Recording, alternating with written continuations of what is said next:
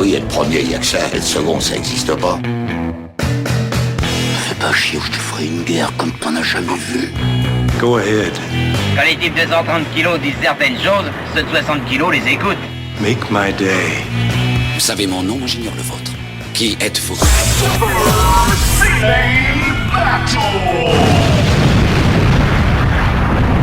Le second, c'est un con. Super Ciné Battle, c'est le podcast où nous établissons le classement ultime du cinéma. Nous prenons vos listes que vous nous adressez pour les classer du meilleur au pire afin d'obtenir la liste ultime. Et pour m'accompagner dans cette tâche, j'ai demandé à mon âme sœur, même si elle est en Haute-Savoie, Monsieur Stéphane Boulet, alias Plugin Baby, de participer avec moi. Hello papa, comment ça va? Bonjour Daniel, bonjour à tous. Bah écoute, ça va comme un type qui réalise que brutalement le scénario de Retour vers le futur 2 finit par se réaliser. Les Cubs qui gagnent, Trump au pouvoir. Finalement, le film n'était qu'un documentaire, on ne le savait pas toutes ces années, mais ce n'était pas du tout un film de science-fiction. Donc les Dents de la Mer, les Dents de la Mer 7 sont prévus. Voilà, les Dents de la Mer 7 vont pas tarder à arriver au cinéma en holographique. Voilà, c'est. Alors, le truc bien, c'est qu'on attend quand même l'overboard à l'échelle industrielle. Voilà, c'est peut-être le seul truc un peu sympa de l'histoire. Alors, ce qu'il faut dire à nos auditeurs, c'est que normalement, on se donne un peu plus d'une semaine de répit entre chaque enregistrement. Mais là, l'actu était telle. Ouais, on avait besoin de quelque chose pour exulter, quoi. On a besoin de. Ouais, et comme l'épisode, on a vraiment beaucoup de retours positifs sur le précédent épisode. On vous en remercie. Visiblement, ça vous a vraiment plu. Les listes sont vraiment créatives. On a vraiment beaucoup de retours sur cet épisode. On vous remercie beaucoup. À chaque fois, les interactions avec vous, c'est super. C'est cool parce qu'on a l'impression soit qu'on parle à des cinéphiles avertis, soit qu'on parle à des gens qui découvrent ça et qui y mettent de la passion. Nous, modestement, on n'a pas vu tous les films, hein. Mais si on peut aider à remémorer un film ou un autre, je crois qu'il n'y a pas plus grand plaisir. À part celui d'annoncer à ses enfants que la démocratie est sauvée. Oui, c'est ça. Non mais c'est vrai que c'est comme avant tout pour ça qu'on est là, hein. C'est pour partager le cinéma et pour que vive le cinéma d'une façon ou d'une autre, quoi. Et voilà. Donc que vive le cinéma et que vive notre liste ultime. Et exactement, liste ultime, la seule, gravée dans le marbre. Gravée dans le marbre. Et rappelons-le, nous ne sommes que les messagers. Voilà, exactement. Nous ne sommes que le véhicule à travers la vérité passe. Voilà, nous ne sommes que les grands électeurs de cette liste ultime. Ah putain. Oh mais quel génie. Écoutez, donc pour nous faire parvenir des listes, c'est simple. C'est 3 films par liste. Un titre, si vous voulez mettre une thématique, et on vous le recommande parce que comme ça, ça nous fait marrer. Ça fait marrer aussi l'autre Gugus du podcast. Et vous l'envoyez à supercinébattle@gmail.com. On a vraiment beaucoup de listes. Mais il y a encore des films qui ne sont pas tombés, comme par exemple celui qu'on a teasé lors de l'épisode précédent. C'est ce que j'allais te demander. Est-ce que tu as reçu quelqu'un qui te propose notre film, notre Over the Top des années 70 Alors, Over the Top, moi je regarde la liste, pour moi il serait au top. Mais... Oui. Mais le truc, c'est que on a passé dans l'épisode précédent, à toute fin d'épisode, on essaie de rajouter un petit bonus.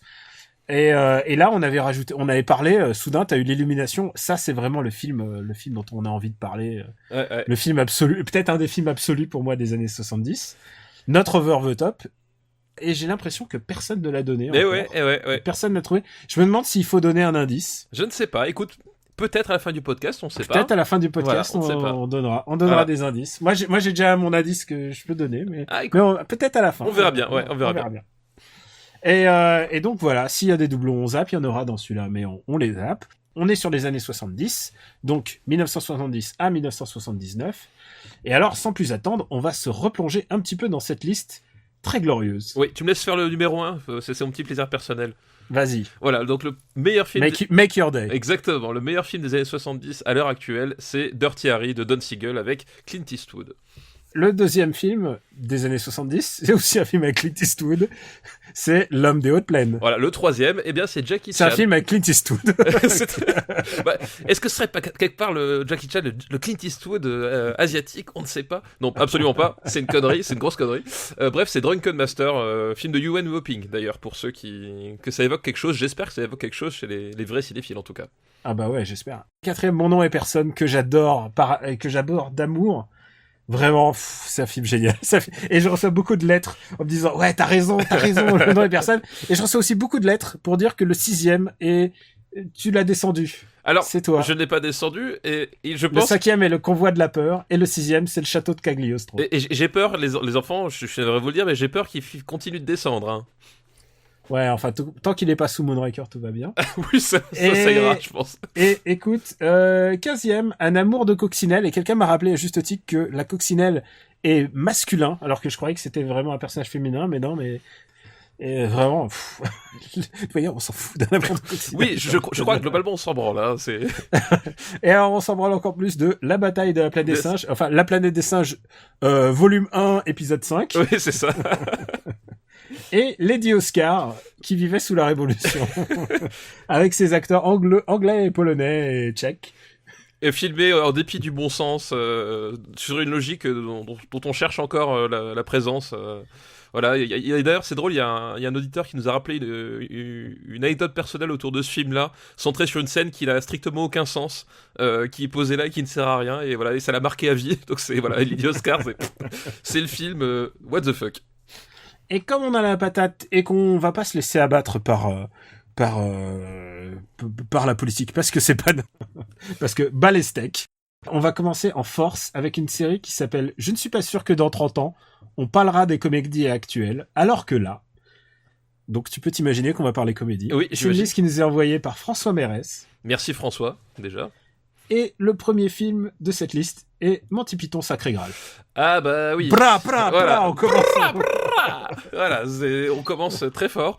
Monty Python Sacré Graal, donc les comiques de la télé anglaise qui sont au cinéma. C'est pas leur premier film au cinéma, mais c'était à l'époque où ils en faisaient. Enfin voilà, John Cleese, Terry Gilliam. Voilà, toute la clique, et ils racontent leur histoire, quelque peu romancée, mais finalement pas tant que ça, des chevaliers de la table ronde. Ouais, enfin, à quelques détails près. À 2-3 détails près. Et ils n'ont pas de cheval, et ils font les bruits des chevaux avec des doigts de coco. Avec des doigts de coco qui frappent les unes contre les autres. C'est l'humour absurde à son paroxysme. C'est à la fois un enchaînement de sketchs, parce que tu sens quand même que ce sont des sketchs qui s'enchaînent, et à la fois un vrai film. Il y a un côté, voilà, il y a une narration quand même qui sert à donner du lien à tout ça. Et c'est génial, quoi. Enfin, il y a plusieurs de mes gags préférés de tous les temps. Mais bien sûr, voilà, pour moi, je l'ai dit de but en blanc, c'est le film qui me fait le plus marrer au monde. C'est aussi simple que ça. Alors écoute, tout est complètement ma boule de A jusqu'à Z, quoi. C'est peut-être mon film préféré le plus drôle. Juste après l'autre. Parce que j'adore l'autre, mais d'une force. Mais celui-là, il est tellement puissant. Et une de mes scènes préférées, c'est quand le mec il prend d'assaut la tour tout seul et il fait super loin. moi, ma scène préférée, c'est la scène du pont avec les interrogatoires complètement débiles. What is your favorite color? Blue. Oh no, red. Et puis voilà, comme le type il se trompe de réponse, il est envoyé dans les groupes. Enfin voilà, c'est génial, quoi. Et puis il y a the night who say ni, the night who say ek t'appelle. Voilà, c'est. You must get us a shrubbery. A nice one and not too expensive. Voilà, on va pas vous refaire tout le film, mais c'est génial. J'adore ce film. Et puis, j'adore ce film, putain. Et t'as plein de, t'as à la fois les sketchs, l'écriture, t'as l'interprétation. Ils sont tous géniaux. La mise en scène aussi, avec la fin est hilarante. La fin est mortelle. Enfin, c'est un film. C'est vraiment un film génial. Il y a pas d'autre mot. Vraiment génial, quoi. Non, vraiment, c'est extraordinaire. Et c'est d'une exactitude historique, quoi. Oui, c'est un véritable documentaire. D'ailleurs, je le montre à mes élèves. À côté Ben-Hur, c'est quand même de la blague. Et pour la petite anecdote, c'est grâce à ce film, indirectement, que j'ai une fois l'honneur d'être félicité par Eric Idle en personne. C'est vrai. Et vas-y, raconte un peu l'anecdote. Non, parce qu'en fait, en gros, c'était en 2013, je me faisais un peu chier chez moi, et je me dis, qu'est-ce que je vais faire? Et ben, j'ai remonté le film façon trailer d'Inception, avec des gros voilà, et de la grosse musique, du mystère, voilà, du mystère, de la grosse musique américaine, et j'ai posté ça voilà, sur mon compte YouTube. Je vais me coucher, je me réveille le lendemain matin, 1 million de vues. Je fais, qu'est-ce qui se passe? Et j'ai envie de dire, prends ça, Norman. Voilà, et en fait, bah, du coup, je sais pas, la vidéo est partie sur les internets virales sans que j'ai vraiment trop compris comment, et c'est remonté jusqu'à John Cleese et Eric Idle, voilà, donc c'était mon plus grand fait d'armes personnel. John Cleese qui est peut-être un des hommes les plus drôles du monde. John Cleese qui est génial, mais bien sûr, Voilà. Le seul truc pour lequel je trouve que Life of Brian est supérieur, c'est parce qu'en plus il est anti-religieux en plus de tout. Oui, bien sûr, oui. Mais c'est alors, tout le monde s'en. Enfin, et toutes beaucoup les plus cas de nudité. Et beaucoup plus de nudité. oui. Oh, quoi qu'il y en a déjà pas mal dans la vie de Brian, hein, aussi. Le moment où Galahad rentre chez les pucelles. Oui, pas chez les pucelles. Ah oui. Et après, Coy Ducal. Spankus. Putain. Ah, c'est et John Cleese qui vient le sauver contre son gré. Enfin bref, c'est génial. Ah là là, et c'est vraiment putain, il nous manque tellement les Monty Python. Ah bah oui, c'est vrai qu'effectivement, ouais, dans le genre grosse comédie, voilà, personnellement, j'ai jamais vu mieux, voilà. Du coup, on va le classer très très haut. Je pense qu'effectivement, on va le classer. Il va être au-dessus de Lily Oscar. Je pense que ça, c'est acquis. C'est acquis. Écoute, je suis prêt à le mettre. Ah, tu sais quoi, j'aime tellement ce film. Je pense que c'est vraiment un des films les plus drôles du monde. Et je pense aussi. Mais est-ce qu'il va au-dessus de Dirty Harry? Ah, et c'est ça le problème. Vous balancez trop de films, trop de films bien, les gens là. C'est trop compliqué pour moi. J'arrive pas à gérer mes émotions. Les gens sont déprimés là. Ils ont vu la fin du monde. Ils ont vu le rouquin qui arrive au pouvoir. Ils veulent du lol. Ils veulent du rire. Ils veulent du rire parce que voilà, 2017 ne fait qu'arriver. Donc finalement, effectivement, et franchement, si on le mettait pas premier, hein, ça aurait de la gueule. Ouais, c'est vrai. Alors, est-ce qu'on le met premier? Parce que moi, je pense que je peux le regarder jusqu'à la fin de mes jours, sans aucun problème. Mais le problème, c'est que je pourrais faire pareil avec Dirty Harry, mais pas de la même façon. Pas de la même manière. Et celui-là, tu peux le regarder avec tes enfants. C'est pas un argument, mais c'est juste pour te... Holy Grail, Sacré Graal. Voilà, le meilleur film des années 70 à l'heure actuelle dans Super Ciné Battle. Sacré Graal devient effectivement le meilleur film. J'imagine la personne, François va faire ouais, putain, t'as commencé avec Monty Python, mec. Oui, c'est ça, c'est genre t'as pas pris de risque. Alors, ensuite, il a mis dans sa liste Rabbi Jacob. Ah, Rabbi Jacob. Ah bah oui. Qui est sans doute une de mes comédies françaises préférées. Bah oui, le Louis de Funès, déjà c'est un film que j'aime bien parce qu'il y a beaucoup de vannes racistes dedans, donc forcément ça me plaît énormément. Ouais. Alors, de vannes racistes, mais en même temps qui sont toujours faits à bon escient, oui, parce que... pour faire progresser l'intrigue. Voilà, exactement. Et aussi qui retombent sur leurs pattes, c'est-à-dire que le racisme est dénoncé. Mais il est fait sans que ça soit gnangnan. C'est ça qui est génial. Le moment où il fait « Oh mais Slimane, Salomon, Slimane, vous êtes pas cousins. » Aujourd'hui, un mec te fait ça aujourd'hui dans un film, ça a l'air d'une connerie, ça a l'air d'un truc bien pensant. Et là, tout passe crème. Il y a ces deux camps et il y a en même temps, au milieu, il y a le génie. Il y a le génie absolu de Louis de Funès. Je veux dire, Louis de Funès, qui est une nouvelle fois vraiment parfait, et en plus pour le coup dans ce rôle écrit pour lui, enfin le type méchant, de mauvaise foi, puant, tu sais, le type que t'as envie de baffer, et en même temps irrésistible parce que enfin son comique de gestuelle est inimitable. Il y a que Nicolas Sarkozy qui a réussi à s'en approcher un peu, et vraiment putain, c'est le Super Ciné Battle le plus politique le plus politique qu'on a fait. Non mais vraiment il est super drôle, il y a plein de moments qui sont super marrants, et en plus moi quand j'étais petit, moi j'adorais le moment où il tombe dans le chewing-gum, parce que c'est le moment le plus débile. C'est ce que mais aujourd'hui c'est des trucs beaucoup plus fins. Voilà, que j'aime c'est ça. Dans ce film. Et ce qui est génial, c'est que c'est un film qui a énormément de niveau de lecture, parce que moi je sais, en fait, je suis tombé dessus par hasard avec mes enfants, et on est tombé justement au moment de la scène des chewing-gums, et genre les gamins, mais ils étaient pliés en deux, littéralement. J'ai failli me riner dessus quand j'étais petit. Pour moi, je regardais ce film que pour la scène des chewing-gums, et j'étais presque triste que la scène des chewing-gums soit aussi courte, voilà. Mais tu sais, t'as un côté Tom et Jerry dans cette scène-là, et effectivement, et quand tu le regardes plus tard avec un œil d'adulte, t'as plein de trucs que tu vois, et genre t'as plein de vannes, plein de jeux de mots, plein d'allusions. Tu dis, mais ouais, c'est super drôle. Quand il décrit Fares avec ses petits yeux méchants, ambitieux, il est en train de le oui, je vois, il est en train de le regarder.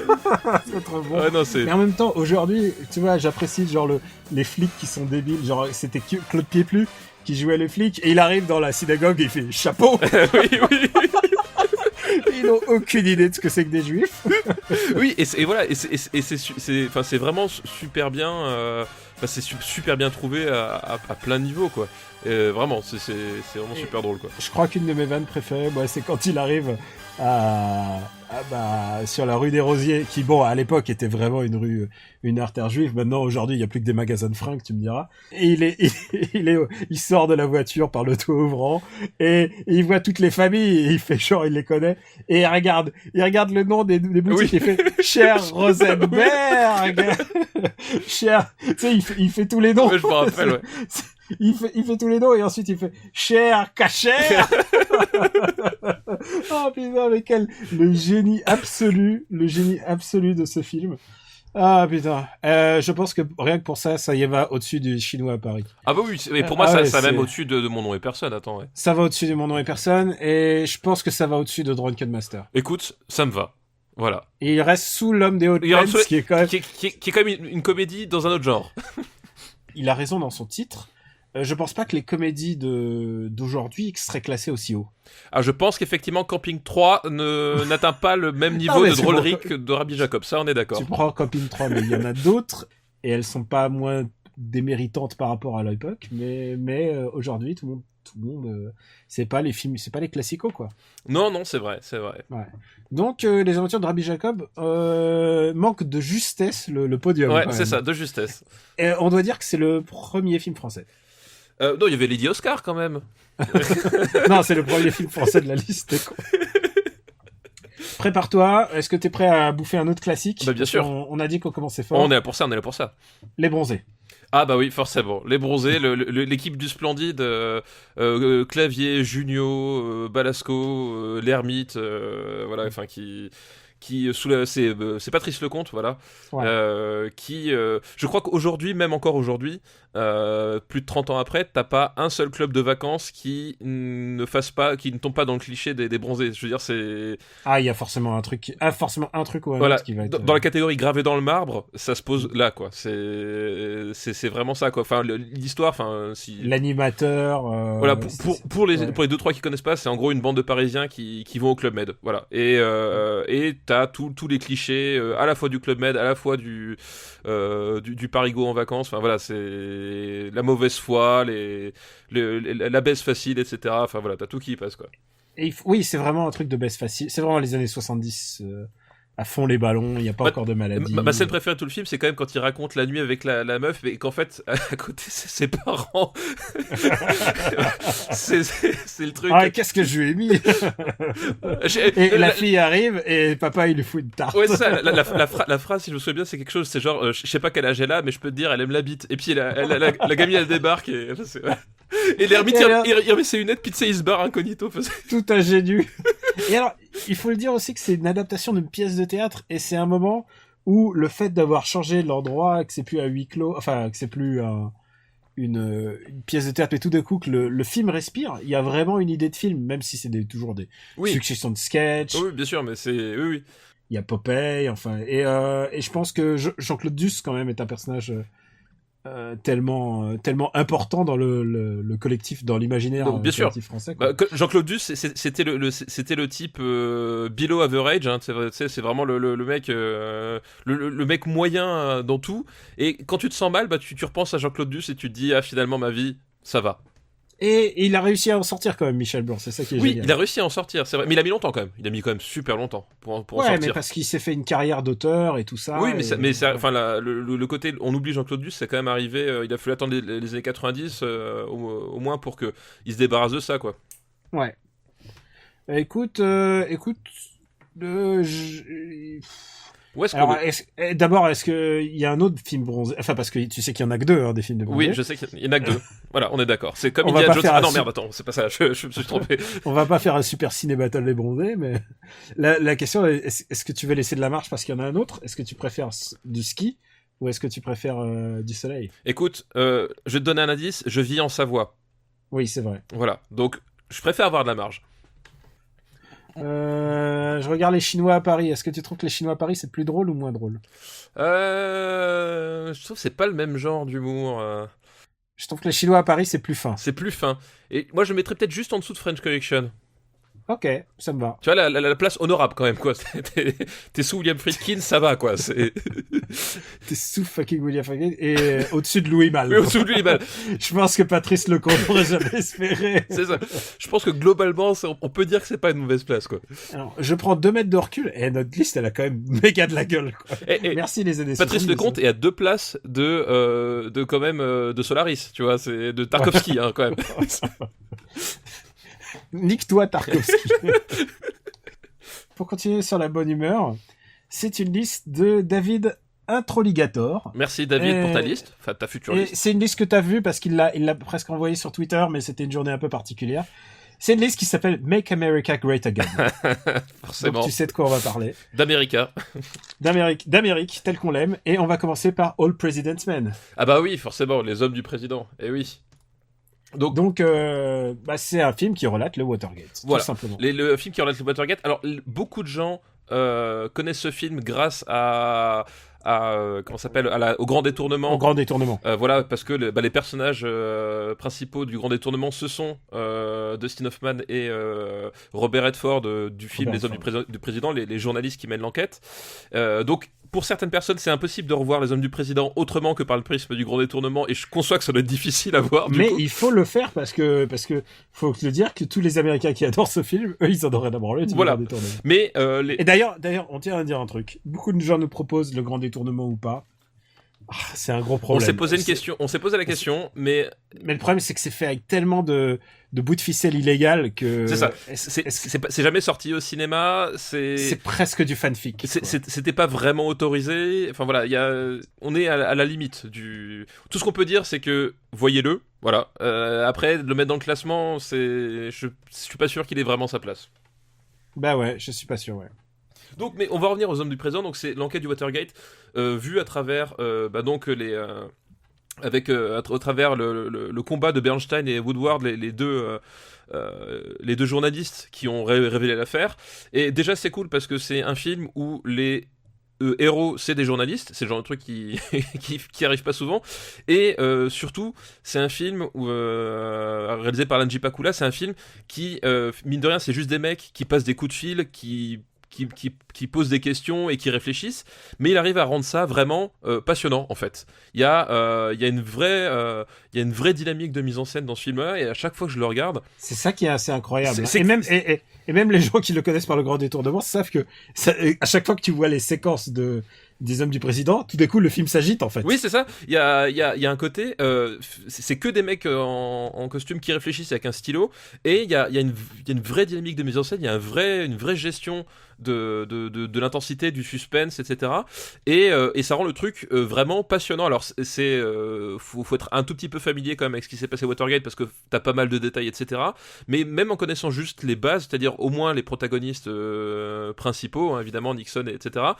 T'arrives à suivre le truc et à être impliqué comme dans un vrai polar, un vrai thriller en fait. Et c'est un film que moi je trouve vraiment fascinant à regarder pour ça, parce que ça fonctionne vraiment du tonnerre.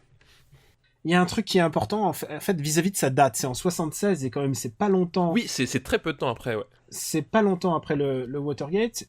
Je pense que c'est un des premiers films qui parle de la faculté des États-Unis à revenir sur leur propre histoire avec aisance, et aussi ça tortille pas du cul, quoi. C'est-à-dire, c'est vraiment, ils vont au bout du problème. Oui, c'est qu'en plus, oui, ils escamotent pas les choses, et ils sortent les noms, ils mettent les pieds dans le plat. Enfin voilà, il y a un côté. Oui, c'est pas des noms donnés, c'est vraiment les vrais noms. Voilà, il y a un côté sans détour, et c'est fait de façon intelligente. C'est-à-dire que t'as pas l'impression non plus que c'est une espèce de vengeance intellectuelle ou quoi que ce soit. Il y a vraiment un côté presque utilité publique dans ce film-là qui est présente aussi.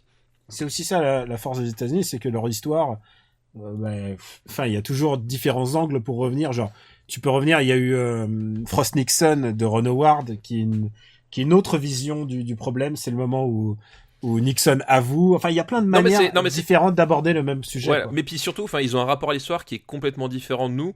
Tu vois, moi j'avais repensé justement. Là, on était en pleine période de lancement de Battlefield 1 qui reprenait la Première Guerre mondiale, et il y avait plein de gens qui étaient offusqués par le traitement hyper hollywoodien du jeu, etc. Alors que parce que nous, t'as un côté très sacralisé sur l'histoire, alors que justement les Américains, t'as un côté très vivant. Sur leur propre histoire. Vrai. Et eux, ça leur pose pas de problème, voilà, ou même tu prends les Chinois, c'est pareil, ils ont un rapport très, très particulier. Ça leur gêne pas de prendre à un moment donné un leader politique chinois, de le transformer en super-héros, alors que nous, jamais tu verrais Charles de Gaulle qui fout des coups de pied au cul à des nazis en combinaison moulante, quoi. Donc, et peut-être que c'est ce qui nous manque. Et peut-être c'est quelque chose, quelque part, à un moment donné, ce qui manque. C'est-à-dire que je pense pas que ce film-là, en plus, comme dit, ça vraiment, il couple l'intérêt public et l'efficacité cinématographique. Il y a pas de contradiction entre le fait de faire un bon film et un film qui te happe en tant que thriller, et à la fois un film avec un vrai regard historique. Et puis... Ouais, excuse-moi. Non, mais voilà. Mais c'est pour dire que c'est pas incompatible. Après, il faut du talent. Enfin, c'est pas n'importe qui. C'est Alan J. Pakula qui réalise. Ouais. C'est Redford et Dustin Hoffman dans les rôles principaux. Enfin voilà, c'est pas n'importe qui le fait, mais quand on voit que ça peut fonctionner. Ouais, exactement. J'étais en train de penser aux exemples français, et c'est vrai qu'en France, on va le voir ensuite dans une de nos listes. On a du mal avec l'histoire. C'est plus délicat, ouais. La dernière fois que j'ai vu un film intéressant sur un fait d'histoire en France, c'était L'Ordre et la morale de Kassovitz. Oui. Un film dont tout le monde se fout. Tout le monde s'est foutu parce que c'est les enquêtes sur la grotte d'Ouvéa, qui est un gros fiasco de la police française, quoi. Et tout le monde s'en fout, en fait. Et alors que là, il y a vraiment un point de vue. Tu peux penser ce que tu veux de Casso, quoi, mais il a défendu son film, quoi. Le problème, c'est qu'il en fait la promo. Et c'est quand Casso fait la promo de ses films, c'est difficile. C'est compliqué, on dit. Voilà, c'est compliqué. Bon, revenons aux hommes du président. Où est-ce qu'on va le mettre? Où est-ce qu'on met les hommes du président? On avait dit, ça va être délicat les années 70. Tellement de trucs, tellement de... Est-ce que personnellement je le mets au-dessus de French Connection? Ouais, peut-être, sans doute. Moi je mettrais juste au-dessus des Chinois à Paris. Écoute, ouais. En dessous de Cagliostro, ouais. En dessous de Cagliostro. Écoute, moi ça me va. Putain, quand tu dis je le mets juste au-dessus de Cagliostro, tu vois, c'est ouf quand même de dire des phrases comme ça. Et je dois dire que c'était moi la team Cagliostro. Hein. Oui, non mais... Tu as tempéré mon... Mais en même temps, je suis la team tempérant, je ne suis pas la team... voilà. En même temps, il n'y aura pas d'autres films de Miyazaki dans les années 70. C'est vrai. On passe aux 3 jours du Condor. Ah putain, mais... Ah oui, voilà, c'est... Putain, les boulettes, quoi. Ah mais j'adore ce film, les 3 jours du Condor, c'est... Extraordinaire. C'est Sidney Pollack. On en avait parlé un petit peu en tant qu'acteur la dernière fois chez Kubrick, mais en tant que réalisateur, il a fait des trucs extraordinaires et j'adore les 3 jours de Condor. Pour moi, c'est une histoire d'espionnage en fait. À la base, c'est tout simplement un petit analyste de la CIA qui en fait revient de sa pause déjeuner et trouve tous ses collègues abattus sans qu'ils comprennent vraiment pourquoi, et après va se lancer une course-poursuite parce qu'évidemment le fait qu'il soit vivant c'est un hasard pur, donc il va essayer les gens qui ont commis les crimes vont essayer de le rattraper et de le tuer, et ça se déroule donc sur 3 jours pour ceux qui ont suivi. Et à noter que le bouquin c'est sur 6 jours. Ah, tu vois, ça je savais pas, ouais. la petite nuance. Et voilà, et c'est un film, c'est vraiment le film d'espionnage à l'ancienne, c'est-à-dire que t'as ce côté très très rugueux, très très très incertain de l'époque qui était vraiment saisi. C'est très haletant. C'est un héros qui est propulsé héros sans le vouloir, mais qui prend les choses à bras le corps, et qui là encore c'est un héros autant intellectuel que physique. Robert Redford au top de sa classe et de sa beauté. Enfin voilà, c'est sûr qu'il est pile dans les goûts de maman quand même. Voilà. Alors après voilà, le seul truc qui peut paraître bizarre aujourd'hui, c'est la relation qu'il a avec Faye Dunaway dans le film. Je sais pas si tu te rappelles, c'est qu'il l'enlève et elle lui tombe dans les bras au bout de quelques heures. Tu veux dire que c'est une relation James Bond? C'est une relation James Bond. Mais bon, après moi je me fais enlever par Robert Redford, j'y vais aussi, donc finalement je la comprends quelque part. Alors oui, d'accord, je comprends ce que tu dis. En plus, Robert Redford à l'époque, c'est juste incroyable. Ah oui, Robert, tu peux pas lutter quand même. Je pense que c'est un des plus bels hommes du monde à ce moment-là précis. Oui, et beau et charismatique, et enfin il y a vraiment une intensité en tant qu'acteur aussi qui transpire à l'écran. Enfin, je veux dire, voilà, ce type-là est magnétique, vraiment. Ouais. Robert Redford qui doit être très déçu des résultats de l'élection présidentielle. Ouais, je pense qu'effectivement il doit être un peu au 36e dessous. Ouais, Écoute, j'ai rien à ajouter sur ce que tu dis. J'adore ce film aussi en fait. Mais oui, moi aussi. J'adore Max von Sydow. Putain. Puis pareil, tu sais, t'as ce côté, t'as cette conclusion très, très en nuance. Enfin, tu sais, t'as pas ce côté ultra manichéen qu'on récupérera par la suite, etc. Enfin, c'était un truc, voilà, c'est une époque où c'était ok de faire des trucs qui étaient un peu gris, voilà, où il y a des gentils mais des méchants, mais tu vois, au bout d'un moment, le monde est pas parfait, quoi. Et le truc bizarre, c'est que je crois qu'il a eu aucun Oscar. Enfin, après, c'est une Oui, réflexion qu'on pourra avoir sur beaucoup de sur films. beaucoup de films, oui. Sur beaucoup de films, mais je crois qu'il a rien eu. C'est fort possible, ouais, c'est fort possible. Alors, je suis en train de regarder la liste des 1976. Il y a Vol au-dessus d'un nid de coucou. Il y a Barry Lyndon, il y a Les Dents de la Mer, il y a Nashville, et Un après-midi de chien. Non mais laisse tomber les années 70, quoi. Non mais tu te rends compte, c'est peut-être le plus gros line-up que tu puisses avoir aux Oscars. Enfin, c'est. Oh putain, j'ai du mal à voir. Oh la vache. Et puis les acteurs et les réalisateurs, quoi. Oh la vache. Non mais incroyable. Ouais, incroyable. Non, mais... Et bon, bah écoute, je peux comprendre hein, que t'es rien là. Oui, dans ces conditions-là, je peux comprendre que l'Oscar t'échappe. Voilà, c'est. Ah, et alors Condor n'a été nommé que pour un seul truc, c'est meilleur montage, tu vois. Oui, comme quoi. Qu'il perd contre Verna Fields pour Les Dents de la Mer. Et je peux pas. Et je peux comprendre. Je peux rien dire, effectivement, là, les gars. Voilà. Et la musique des 3 jours du Condor qui est géniale, bah tu peux pas tester puisque la meilleure musique cette année-là, c'est John Williams pour Les Dents de la Mer. Ah oui. Non mais c'est. Comment tu veux rivaliser, quoi. Ah putain, et quand tu penses que la musique de Vol au-dessus d'un nid de coucou, elle a pas eu l'Oscar, parce qu'en plus il est tombé l'année du Dents de la Mer, quoi. Putain, mais quelle année, quoi. Mais tu sais, ces films-là, ils pourraient les ressortir aujourd'hui pour concourir aux Oscars aujourd'hui, tu vois, pour qu'ils aient un Oscar. Mais en plus, alors là, on écarte le sujet sur les Oscars et sur leur importance, mais aujourd'hui, ils ont ouvert tellement le marché des Oscars. T'as 8 films parfois par an. Ouais, tout à fait. Et t'en as pas un de bien, ou t'en as pas un où tu te dis, putain, c'est ce film-là. Genre, dans l'autre, tu te dis, ouais, il est sympa, il est pas mal, mais genre, tu te dis, c'est très rare qu'aujourd'hui que t'as un film. Genre, bientôt, il y aura Cars 3, quoi, dans les Oscars, dans le meilleur film, quoi. Non, mais ça fait peur. Et on dit du mal parce que j'ai pas encore vu Cars 3.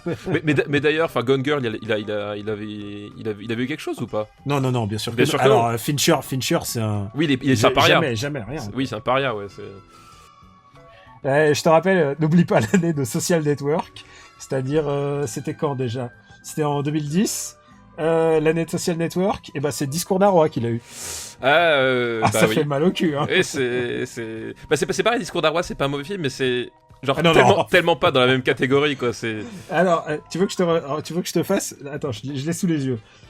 C'est le Discours d'un roi qu'il a. Les nommés sont 127 heures, Black Swan, Inception, Fighter, Social Network, The Kids Are Alright, Toy Story 3, True Grit et Winter's Bone, quoi. Il y a combien de films? Non, c'est... Arrêtez, les mecs. Et finalement, c'est le plus consensuel, le plus taillé pour les Oscars qu'il a emporté, étrangement. Et c'est Tom Hooper, meilleur réalisateur. Non, mais quelle escroquerie. En plus, l'année où Russell revient en forme, et putain.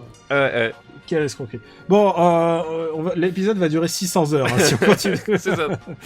Même si j'avais pris que 5 listes, excusez. Allez, où est-ce qu'on le met? Allez. Où est-ce qu'on met les 3 jours du Condor? 3 jours du Condor, on le met au-dessus de Mon nom et personne, quand même, c'est pas possible autrement. Moi, je préfère les 3 jours du Condor à Mon nom et personne, quoi. Ok, mais je le garde sous Drunken Master. Ça me va. Écoute, le dernier film de sa liste, va être The Conversation. Ah, et oui, et notre ami Francis Ford Coppola qui rentre dans le classement. J'espère qu'on va le revoir plusieurs fois, hein. Je pense. Je lance quelques pistes comme ça au hasard. Non, mais je crois que c'est bon, il est couvert. Parce que je crois qu'il a réalisé 2-3 films dans les années 70 qui peuvent être jugés vaguement importants à un certain niveau. Et là, il s'est dit, je prends l'acteur de French Connection qui a l'air pas mal, là, c'est Gene Hackman. Ouais, un petit type comme ça. Et je vais en faire un thriller, mystérieux, voilà, ça va être bien. Voilà, et du coup, enfin voilà, c'est un film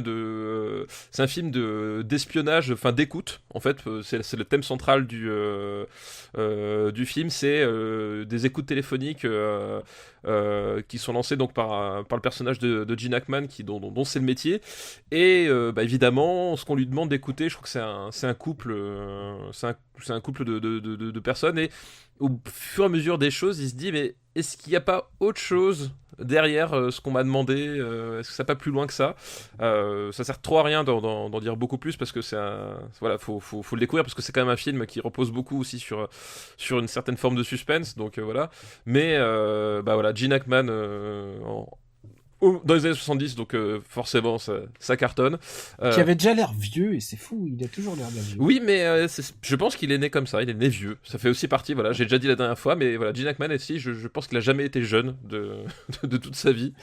Mais ça lui va bien. J'aimerais bien être vieux comme Gene Hackman, hein, tu vois. Écoute, moi j'adore ce film. Voilà, et c'est une Palme d'Or en plus, je crois, il me semble. C'est Palme d'Or, mais il a manqué l'Oscar, tu sais pourquoi? Parce que cette année-là, il y avait Le Parrain Part 2.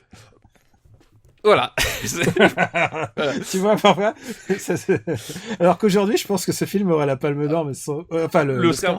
Oui, ça, aucun problème. Ouais, tout à fait. Oui, et c'est marrant parce que tu te dis, c'est un Coppola considéré pas comme mineur, mais en tout cas qui est caché derrière tout le reste de sa filmographie des années 70, et quand tu vois la qualité du film en matière de narration, en matière de structure, tu te dis putain, ça situe le niveau quand même du truc, quoi. C'est aussi le Coppola le plus influencé, je trouve, par le reste. Enfin, tu vois, tu sens, il y a des influences revendiquées dans son style, quoi. Il n'est pas encore le Coppola qu'on connaîtra encore. Oui, c'est effectivement un Coppola peut-être moins pas fou, mais en tout, parce que Coppola n'a jamais été vraiment un fou, mais moins moins illuminé peut-être c'est clair. dans sa mise en scène et dans son projet de mise en scène que ce qu'il va faire ces années-là aussi. Ouais. Mais écoute, où est-ce qu'on va mettre c'est quoi déjà son titre en français? C'est Conversation secrète. Conversation secrète. Pour moi, il va en dessous du 3 jours du Condor déjà. Je préfère. Je préfère French Connection. Moi aussi, je préfère French Connection. Est-ce qu'on... Ouais, mais le problème c'est que, alors ouais, voilà, on regarde notre liste, il y a un problème de ventre mou. Ouais. Il y a ce qu'il y a au-dessus, et puis ensuite, à partir de Moonraker, il y a une chute. Il y a une chute vertigineuse. Mais je mettrais quand même au-dessus des bronzés, tu vois, quand même, Conversation secrète. D'accord, ok. Ah bah oui, quand même. Ouais, quand même, tu vois, c'est... Mais c'est vrai que c'est une liste très étrange parce que y a pas vraiment de milieu pour le moment, tu vois. Pour l'instant, ouais, mais après, attends les prochaines listes peut-être. Ah bah j'espère. Bah écoute, on remercie David Intrilogator. Merci beaucoup David, ouais, très bonne liste. Écoute, j'ai choisi une liste pour toi parce que je pense à toi. C'est gentil, Daniel. C'est une liste qui s'appelle Sur Sens Critique, Plugin Papa n'a pas aimé. Oh, c'est une liste qui nous est envoyée par Fanchic, et il a regardé excellent. Ce à quoi t'as mis 1 sur 10 ou 2 sur 10, 3 sur 10. D'accord, et ben écoute.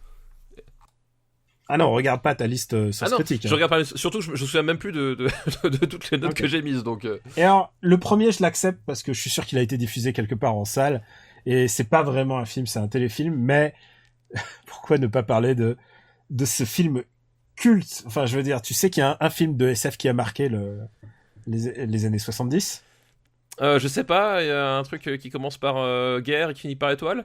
Bah ouais. Voilà. Et on va parler de Star Wars Holiday Special. Ah. Oh putain. Ah, chouette. Et c'est le film que George Lucas, il dit, ah merde, je dois vivre avec ça encore. Ouais, ce qu'il faut savoir, c'est que ce film a eu comme une espèce de popularité à la fin des années 90, au début des années 2000, tout simplement quand est arrivé un outil qui s'appelle Internet. Et le DVD. Moi, je comprends que tu le resitues, mais moi, j'allais dans les vidéoclubs, je l'ai vu à Album qui avait sa section DVD.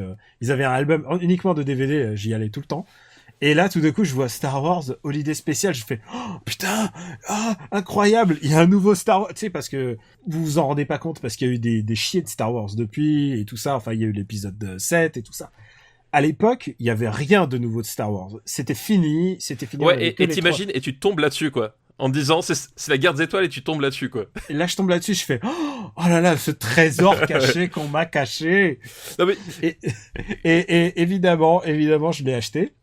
Et Non, mais je parlais d'Internet. Vas-y, continue. Je parlais d'Internet, cet outil, je ne sais pas si vous connaissez un peu les gens, mais en tout cas, nous qui sommes à la pointe de la technologie, on maîtrise un petit peu.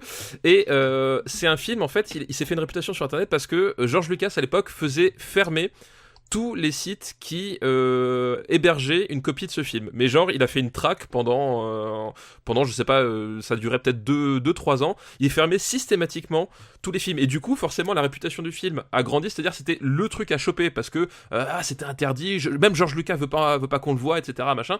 Et donc, t'avais une espèce de course qui se lançait sur est-ce qu'on va arriver à choper le film, oui ou non. Les seules copies qui existent sont des VHS enregistrés d'époque à la télé. Voilà, exactement. Et moi, je l'ai découvert comme ça, c'est-à-dire j'ai découvert un rip de VHS avec les pubs de l'époque. Et je pense que le film est meilleur si tu intègres les pubs de l'époque. C'est clair. Voilà. Et en fait, Star Wars The Holiday Special, c'est quoi ? C'est George Lucas qui prouve que les Ewoks, non, ce n'était pas un accident, c'était pleinement réfléchi de la part de George Lucas, parce qu'il avait besoin d'exploiter son filon. Et il fait en fait un conte de Noël Star Wars pour la télévision américaine. Et on suit le fils de Chewbacca qui attend. Attends, on suit la famille de Chewbacca. La famille de Chewbacca.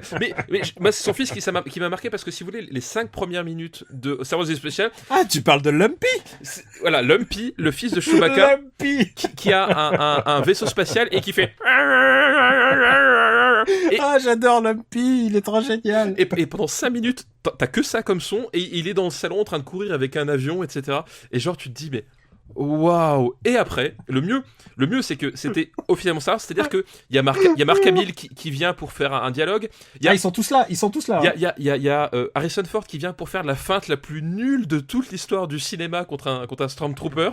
Et surtout, le film se conclut sur Carrie Fisher qui vient en Léa pour chanter un cantique de Noël Star Wars. C'est ça qui est génial. Et genre, c'est entrecoupé de séquences, de séquences, genre des séquences de vie dans la galaxie, avec, imagine-toi, les shows américains des années 70, mais adaptés à la sauce Star Wars, et sauf qu'ils avaient pas le budget, évidemment, enfin, t'avais pas toute la... Et ça ressemble à rien, t'as des groupes de pop, synth pop complètement débiles que tout le monde a oublié, que même eux, je pense, ils ont oublié qu'ils ont fait ça, qui viennent danser au milieu du truc avec des clips, avec les effets spéciaux de la télé, enfin... C'est horrible. Il faut dire que tous les acteurs, quand ils en parlent, ils ont le sourire aux lèvres parce qu'ils savent que c'est de la merde. C'est incroyable. Il faut le voir une fois. Ah non, mais il faut le voir entre potes, je pense. Ouais, je crois que la seule qui a réussi à avoir une vraie copie propre, c'est Carrie Fisher.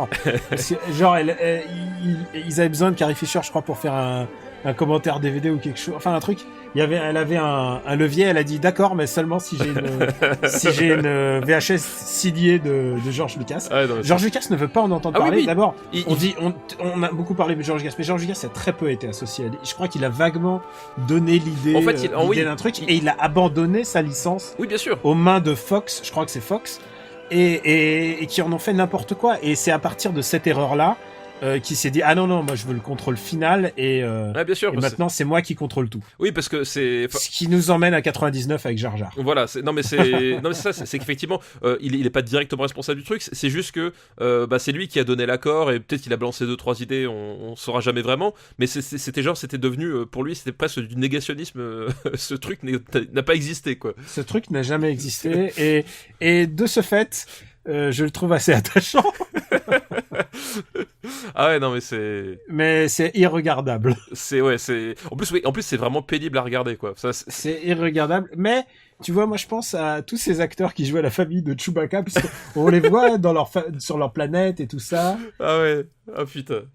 Et la famille de Chewie, franchement, ils sont touchants. Tu dis, c'est dommage que finalement l'Empire ait pas rasé Kashyyyk complètement, parce que là, c'était pas la peine de nous infliger ça, les mecs. Hein. Moi, je pense à cette personne qui joue Lumpy et qui doit traîner ça à jamais sur son CV.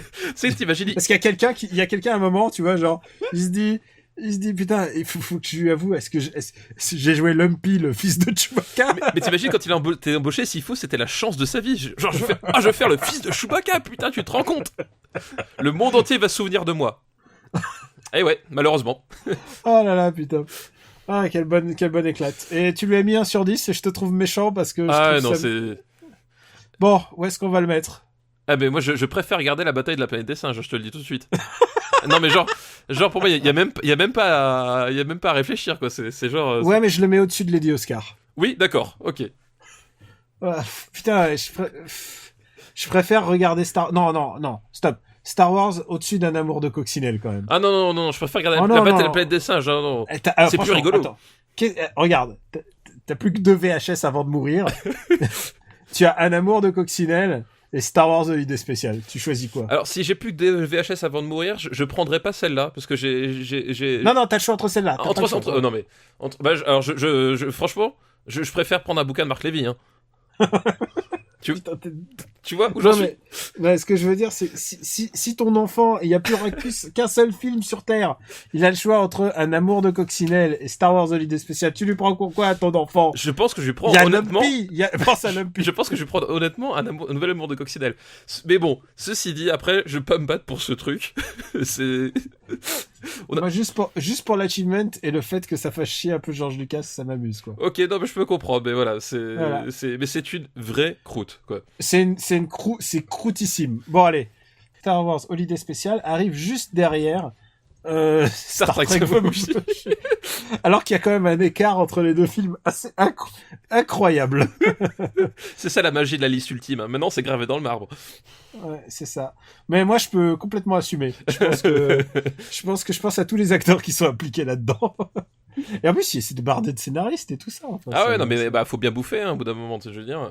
Voilà. Hein. Ben, George Lucas, nous n'oublions pas Star Wars Holiday Spécial. Deuxième film de cette liste de films que tu n'aimes pas. Et donc, techniquement, il va aller au-dessus. Hein. C'est Le Commando des Morts Vivants, Shockwaves, oui. de Ken Winderhorn. Tout à fait. Et alors, c'est un film que je n'ai pas vu. Alors, Shockwaves, ce qu'il y a de marrant, c'est que je vais vous faire le pitch en 30 secondes et vous dites, mais avec un pitch pareil, comment papa ne peut pas aimer? Parce que le pitch, c'est une bande de beatniks qui se retrouvent coincés sur une île. Suite à une tempête, je sais plus, une histoire comme ça. Oui, c'est ça, parce que non, il y a une tempête qui gronde. Et en fait, ils se retrouvent sur cette île, il y a rien, si ce n'est Peter Cushing et une bande de nazis amphibies qui reviennent à la vie. Donc des nazis morts-vivants, voilà. Et vous dites, putain, un pitch pareil, c'est génial. Et je me suis dit, la même putain de chose. Moi, je veux voir des nazis qui sortent des eaux et qui attaquent des beatniks, quoi. Le problème, c'est que je sais plus, c'est pas très long le film.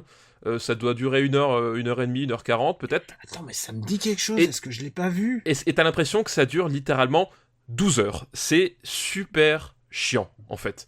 Et les fameux nazis zombies tu les vois très très peu. Et en fait, les scènes où ils interviennent, enfin, elles sont même pas drôles. C'est même pas gore, c'est même pas, voilà, c'est juste nul. C'est juste un film chiant et nul et un tel potentiel gâché, ça me révolte quoi. Mais attends, je suis en train de me demander si Nanarland, ils avaient pas fait un truc comme ça, mais... Ah, c'est possible. Enfin, mais moi, voilà, c'est un film. Je vois le pitch, je fais oh putain, ça va être génial et tout. Ah, Et c'est scandaleux, mais je vois, c'est un film, mais c'est surtout un film qui a généré ensuite une espèce de film de zombies nazis, quoi. Oui, non, mais c'est ça, oui, bah Voilà.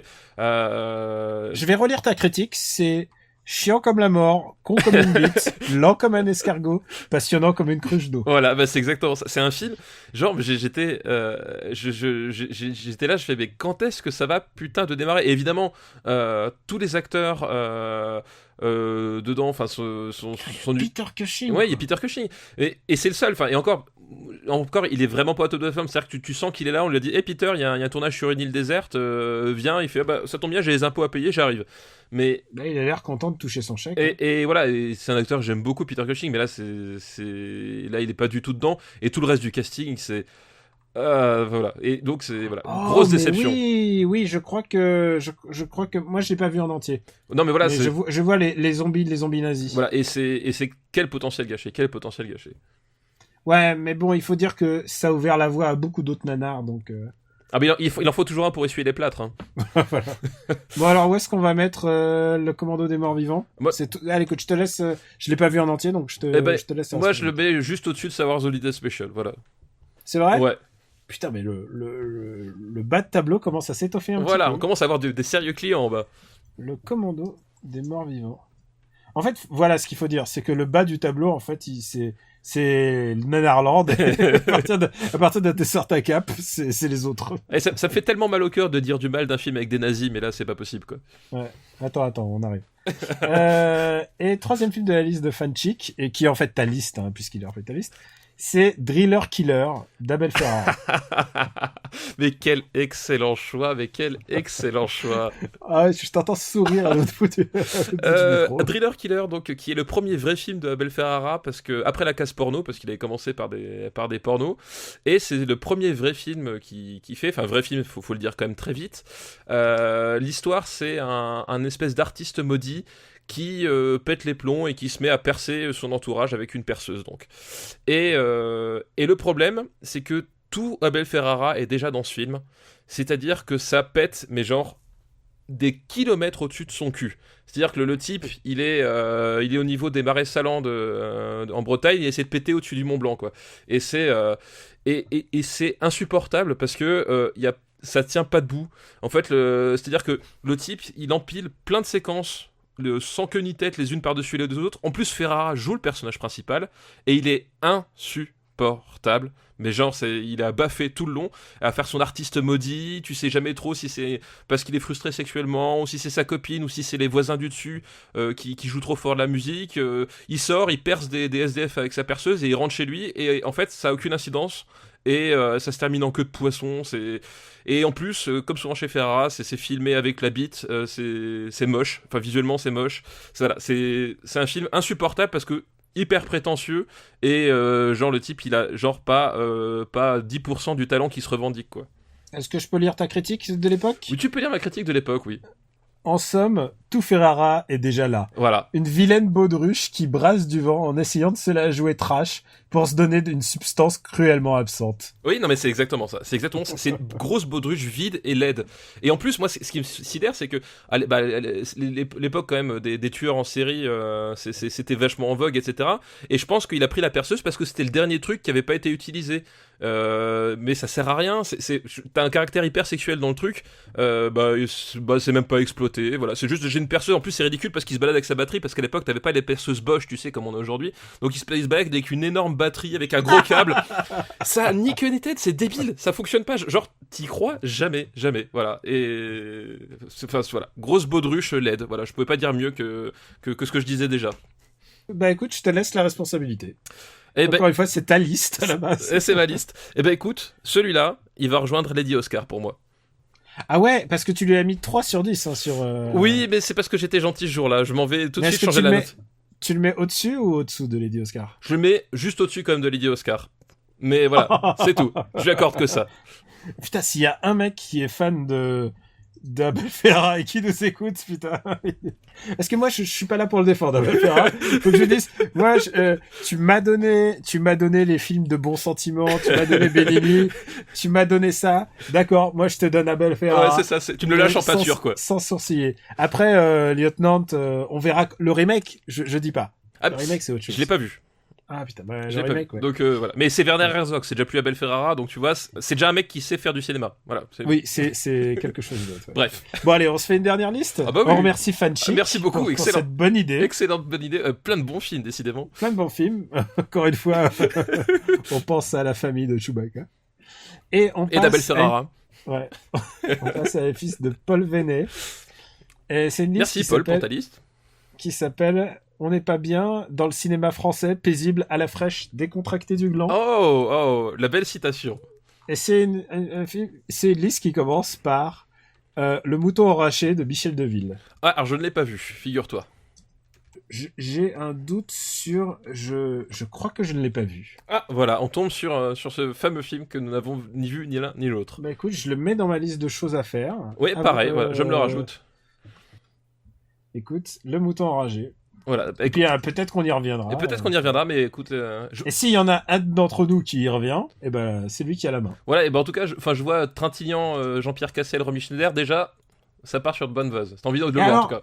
Et alors, tu sais quoi ? Le truc, c'est que peut-être que je l'ai vu, mais... Ouais, voilà, si c'est trop vague, c'est pas la peine. Oui, c'est ça, oui. Si c'est pour dire un truc qui a rien à voir, effectivement, c'est pas la peine. Eh ben, voilà. On va faire nos devoirs, voilà.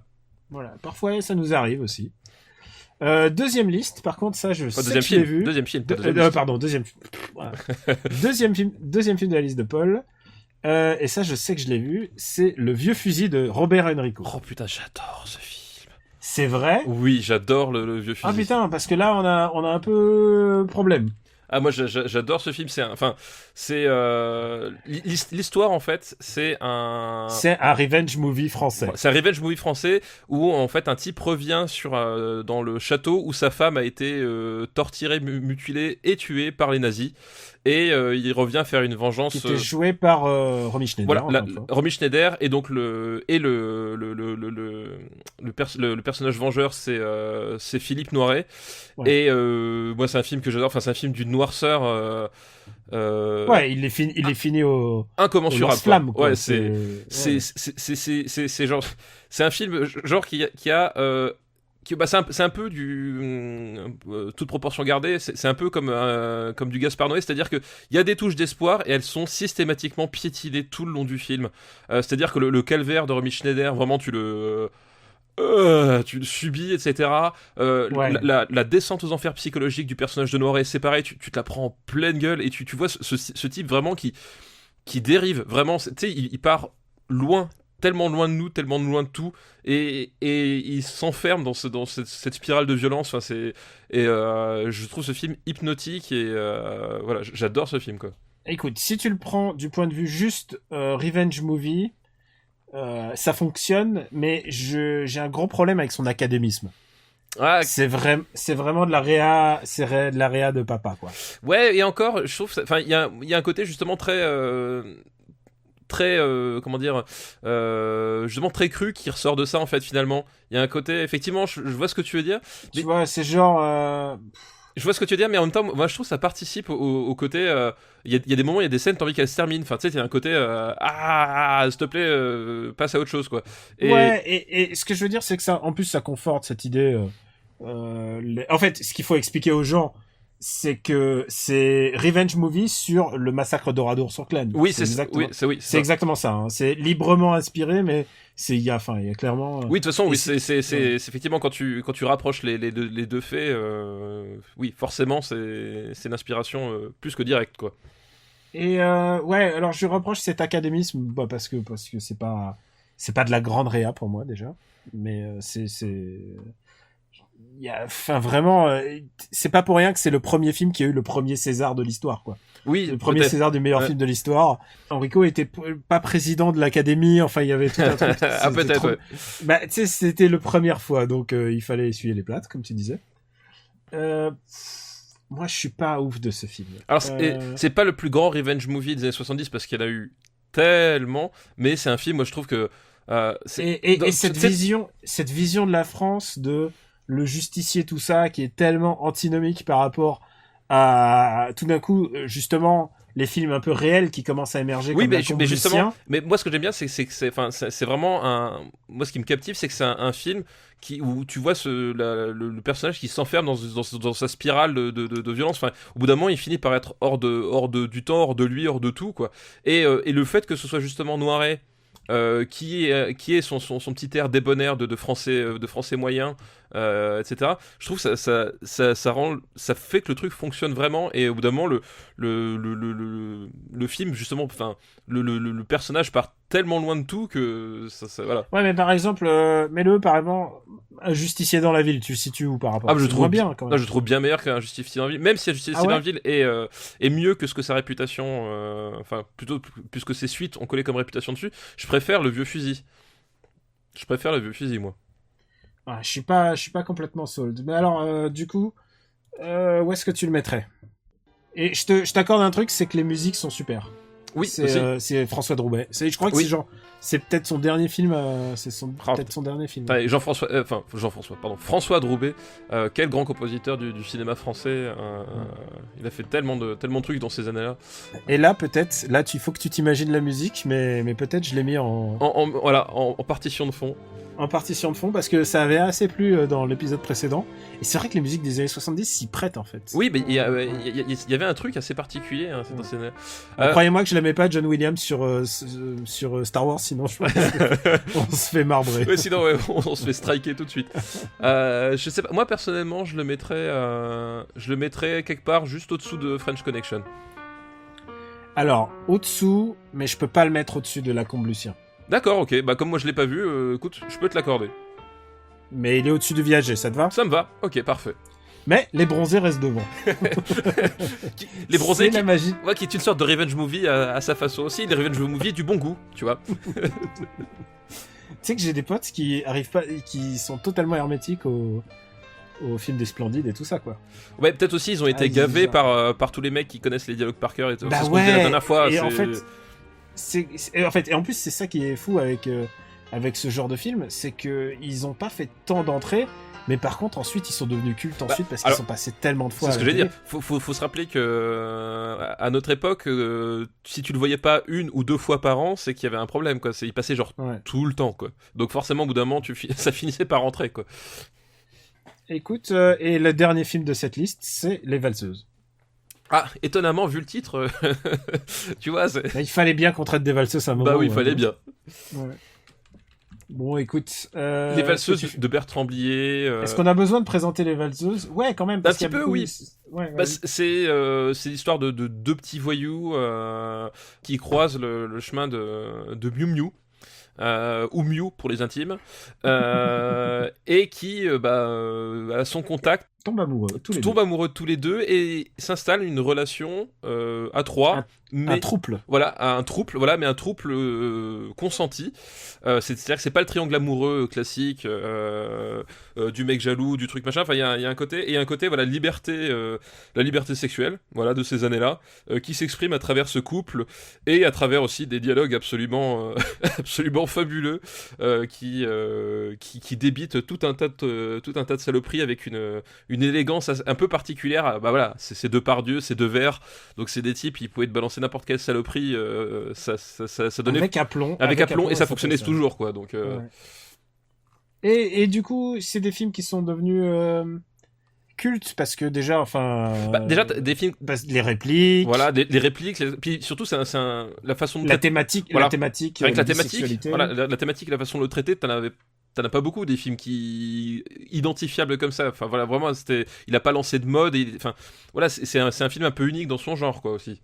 Ouais, et puis c'est toujours borderline. Enfin, il y a une scène de avec Jeanne Moreau qui est déjà Jeanne Moreau, on va dire. Il y a, si je me souviens bien, il y a Isabelle Huppert, hein, qui est déjà Isabelle Huppert. Ce qui fait toujours du borderline. Je crois parce qu'elle est super jeune, là, à l'époque. Oui, je sais plus quel âge elle peut avoir. Moi, j'ai un souci avec ce film. J'ai du mal à le regarder, moi. Tu vas le regarder dans quel sens ? Je suis pas fan. Je comprends l'impact qu'il a eu sur les gens à l'époque parce que c'était plutôt un film iconoclaste. C'était un film de cul, obsédé, tout ce que tu veux. Et ça agace en général les gens qu'on n'aime pas. Mais ces gens-là. Je sais pas, il y a un truc qui m'a toujours... Je sais pas, peut-être que je l'ai toujours vu dans de mauvaises circonstances, c'est-à-dire avec tes parents. Et c'est pas un film que tu regardes avec tes parents. Non, c'est sûr. Non, c'est sûr que c'est pas un film. Non, mais c'est un film. C'est vrai que c'est un film qui est très particulier et qui est assez étrange sur la façon d'aborder la question. Moi, c'est un film que j'aime bien. J'aime bien pour voilà, tout ce qu'on a dit, tout ce qu'il a porté. Et puis il y a quand même certaines passes d'armes verbales qui sont vraiment vraiment géniales. Mais c'est un film effectivement que je reconnais qui est assez étrange à regarder, quoi. Et honnêtement, un petit peu surévalué avec le temps. Après, en fait, je sais pas si surévalué ou pas, mais en tout cas, je sais pas si c'est un film que je pourrais revoir très souvent non plus, tu vois. C'est un film, je pense, qu'il faut vraiment avoir vu et clairement, ouais. et qui peut vraiment marquer une vie de cinéphile et qui, je pense, doit marquer d'une certaine façon, en bien ou en mal. Mais effectivement, c'est pas un film. C'est peut-être le rôle le plus représentant de Devers aussi. Oui, enfin Devers, qui est l'acteur sublime. Mais effectivement, ça fait pas forcément partie des films que je qualifierais de films plaisir que je pourrais revoir en boucle, quoi. Je dis pas non de le revoir de temps en temps, voilà. Mais effectivement, c'est pas un truc je cours pas derrière non plus. Même si je trouve très bien, tu vois ce que je veux dire, quoi. Moi, plutôt deux fois qu'une. C'est pas un film qui m'emballe autant que la moyenne des Français, je veux dire, qui ont un affect très particulier avec ce film.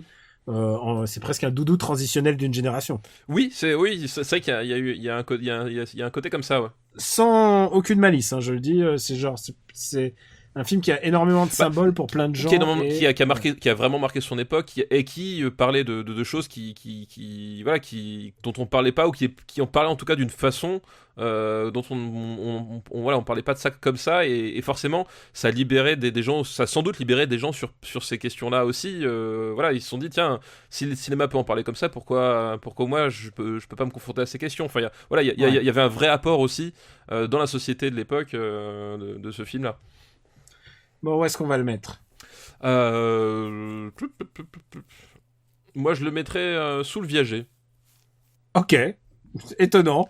Alors, c'est étonnant parce que je veux pas être iconoclaste non plus, mais peut-être que Blier aurait aimé ça. Mais je préfère revoir Moonraker que je préfère revoir Moonraker que Les Valseuses. Moi, je préfère. Alors, je préfère voir Moonraker, mais je trouve que Les Valseuses est un meilleur film. Tu vois le dilemme ? Complètement. Mais au final, c'est notre liste et c'est la vérité ultime, elle est gravée dans le marbre, donc pourquoi pas le mettre en dessous de Moonraker ? Ok, deal. Oh là là là là là là là là. Je pense qu'on va en entendre parler. Sans doute. Mais mais c'est pas, on en a pas dit du mal. C'est juste que c'est un film très particulier. Et c'est ça, c'est ça la subtilité de Super Ciné Battle aussi, c'est que c'est pas un mauvais film, mais c'est un film qui nous parle peut-être moins, en tout cas en termes de plaisir pur. Voilà, enfin c'est. Putain, et en plus tu l'as mis devant un Carpenter, quoi. Oui, j'ai quand même mis devant un Carpenter. C'est pas le meilleur Carpenter non plus. Hein. Je rappelle qu'il y a d'autres films de Carpenter dans les années 70. Je dis ça, je dis rien. Mais je pense que tu vois, Les Valseuses, ça va être un peu le medium list. Tu vois, ça va être le medium. Peut-être, oui, effectivement. Ouais. Autour de ce film. Au-dessous, ça va être les films un peu problématiques. Ce qui veut dire que j'ai un peu sauvé Moonraker. Écoute, je crois qu'on a fait assez de listes pour aujourd'hui, là. Oh, t'es sûr qu'on peut pas en faire une dernière ? Tu veux vraiment faire une dernière liste ? Le monde va mal, Daniel. Le monde a besoin d'une liste supplémentaire. Oh là là, tu me prends... Oui, je te prends par les sentiments pour une fois. Écoute, je vais te faire plaisir. Ah, merci, Daniel. C'est une liste qui s'appelle 70s, avoir un bon copain. Avoir un bon copain, voilà ce qu'il y a de meilleur au monde. Et alors, il y a un film qu'on dégage directement, c'est Les Valseuses. Oui, forcément. C'est une liste qui nous est envoyée par Jérémy B. Merci Jérémy B pour ta liste. On remercie Paul Venet pour sa liste. Oui, tout à fait. Et on remercie Jérémy B pour cette liste-là. Et un des films, c'est The Sting de Hill. Ah oui, comment il s'appelle en français ? C'est... L'Arnaque, voilà. L'Arnaque, voilà, L'Arnaque. Et oui, Paul Newman, Robert Redford, duo d'arnaqueurs dans le Chicago des années 30. On disait que Robert Redford était un peu l'idéal de la beauté masculine, mais il y a Paul Newman quand même. Paul Newman est encore, genre, t'imagines, c'est vraiment c'est du mummy porn. Oui, non, mais c'est le truc, c'est les Avengers du sex appeal, quoi. Et donc il monte une arnaque parce qu'en gros, dans le personnage de Robert Redford, c'est un arnaqueur à petite semaine et il arnaque la mauvaise personne. Et ce qui entraîne la mort d'un de ses potes, et il veut se venger. Et pour ça, il va se rapprocher de son sensei. Enfin, c'est pas son sensei, c'est le sensei de quelqu'un d'autre. Une légende de l'arnaque, en la présence de Paul Newman, qui est alcoolique et qui abandonne le milieu. Puis ensemble, ils vont monter une grosse arnaque, voilà, pour se venger. La musique, là pour le coup, dans les genres musique emblématique, la musique de l'arnaque, je pense que tous ceux qui un jour ont fait du solfège ou du piano connaissent l'arnaque. Ils ont dû la jouer, ils ont été obligés. Et Marvin Hamlish. Voilà, musique qui reste dans la tête. Enfin, allez, ouais, genre oui, c'est le b.a.-ba, quoi. Elle est intemporelle. Enfin, je veux dire, c'est une musique qui fait partie du patrimoine mondial. Enfin, c'est à la hauteur d'un John Williams sur Star Wars. Enfin, ça fait partie des musiques, voilà, qui font partie de notre patrimoine, à tous. Et voilà, c'est un film que j'aime beaucoup parce que les acteurs sont super top, parce que la construction est maligne, parce que ça joue beaucoup sur les retournements de situation, sur la manipulation du spectateur à différents niveaux, etc. C'est un film malin, c'est un film qui est super agréable à regarder. Voilà. Écoute, je suis assez d'accord avec toi. C'est vraiment un film de l'ère du temps début 70s, quoi. Oui, en plus, Il est tous. C'est un feel good movie de l'époque. en plus, oui, là, c'est ce que je veux dire. C'est pas un film, contrairement à beaucoup dont on a parlé, c'est pas un film très noir. Au contraire, c'est encore assez léger et il y a une vraie exigence de cinéma. Enfin, il y a. Parce que ça se passe dans les années 30, donc il y a un petit côté déjà rétro voilà, de l'époque. Exactement. C'est vraiment un film qui est super agréable à regarder, même quand tu connais les différents twists, hein, parce que forcément, qui dit arnaque dit showstrap, dit twist, etc. Donc même quand tu connais les twists, quand tu le revois, tu le revois pour le plaisir de la narration, pour la mise en place, parce que finalement, tu vois, c'est aussi à ça que tu reconnais un bon film à twist, c'est quand tu le revois, tu te rends compte que les twists fonctionnent parce que ils ont des racines, des appels, et que ils sont logiques par rapport au récit. C'est pas des trucs qui sont foutus n'importe comment, quoi. Ouais, c'est clair. Et là, voilà, c'est vraiment un cas d'école. Tout est millimétré, des trucs que tu vois pas forcément au début, etc. Et ça fonctionne tout seul, et c'est vraiment super cool à regarder, quoi. Et alors, c'est harmless dans le sens pas péjoratif du terme, à tel point que c'est un film qui a eu son Oscar à l'époque, quoi. Oui, mais Devant American Graffiti. Ah bah ouais, tu vois. Comme et quoi. L'Exorciste. Ah, mais L'Exorciste, c'est un peu plus clivant comme film, on va dire. Ça m'aurait étonné que L'Exorciste, ouais. T'imagines L'Exorciste Oscar. Ouais, je suis pas sûr que c'était vraiment ce qu'on appelle un film Oscar pour l'époque, quoi. Mais voilà. Mais ça, c'est un bon film Oscar, quoi. The Sting, l'arnaque. L'arnaque, où est-ce qu'on le met Moi, je préfère regarder l'arnaque à Conversation secrète, personnellement. J'allais te dire, sous French Connection, mais, voilà. Mais au-dessus de Conversation secrète. Écoute, pas parfait. Très l'arnaque. À ne pas confondre avec l'arnaqueur. Non, à ne pas confondre. Non, pas du tout. Rien à voir. Romain Duris n'est pas dans ce film. Dernier film de la liste de Jérémy B. C'est The Man Who Would Be King de John Huston. Ah, The Man Who Would Be King. Et alors, écoute, j'y ai repensé. Je l'ai vu, c'est sûr. Mais alors, je l'ai vu en VHS chez un pote à sa maison de campagne en Normandie. Il y a 2 films dont je me souviens très bien avoir vu, c'est celui-là et Le Choc des Titans, l'original. Oui, pas celui. Voilà. Et je me souviens surtout du Choc des Titans, je sais pas pourquoi, et pas celui-là. Eh ben écoute, moi l'histoire, c'est Michael Caine et Sean Connery qui sont deux sujets de Sa Majesté la Reine, qui se retrouvent aux Indes et qui en fait voient l'opportunité de rentrer dans un espèce de royaume un peu oublié dans les différents conflits et de devenir roi. Et c'est littéralement ça, c'est-à-dire que c'est le colonialisme à l'étape d'Obsus, c'est-à-dire que c'est 2 types avec un délire mégalomaniaque qui décident de rentrer dans un pays pour devenir les rois et même les dieux. C'est vraiment ça l'idée. Et c'est un film que moi j'aime beaucoup parce que Sean Connery, parce que Michael Caine, et parce que John Huston, quand même, il était encore... Ring the Bell. Et il y avait... comment il s'appelle? Il y avait Rudyard Kipling dans le... Il y avait Christopher... C'est basé sur un film de Rudyard Kipling. Oui, tout à fait. Mais où Rudyard Kipling était joué par Plummer. Oui, voilà, exactement ce que j'allais dire. Okay, voilà, c'est ça. Exactement. Il y a Christopher Plummer qui joue Kipling, et c'est un film que moi j'aime beaucoup parce que... c'est un film sur, en plus, dans l'actualité, sur le pouvoir, la quête de pouvoir et l'insatisfaction.